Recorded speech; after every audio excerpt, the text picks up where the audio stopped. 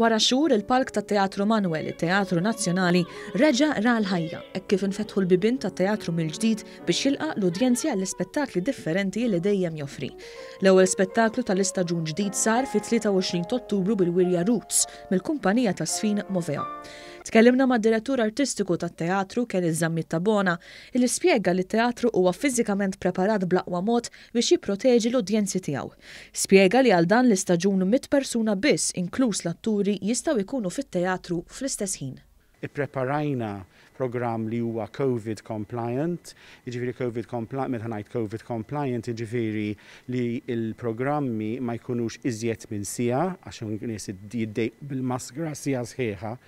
U iżjed minn siegħa. Allura m'hemmx intervalli ta' xejn u huma kollha diżinjati għal COVID program. Minkejja kollox il-preparamenti li kienu diġà saru qabel l-istaġun xorta ma ntilfux. Il-programm li ħejjejna għal 2021 ġi trasferit kollu kemmu kif kien għal 2022 u għamilna programm COVID compliant iktar żgħir biex aħna ma nimissjawx fuq il-9th edition tal-Baroque Festival.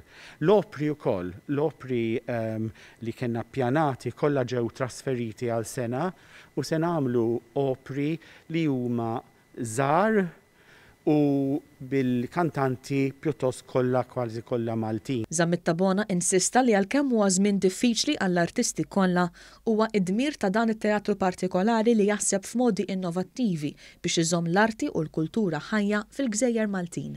Qed ngħinu l-art, qed ngħinu l-kultura f'Malta u aħna peress li aħna it-Teatru Nazzjonali, ġifieri dawn l-affarijiet aħna d-dover tagħna biex nagħmlu hekk.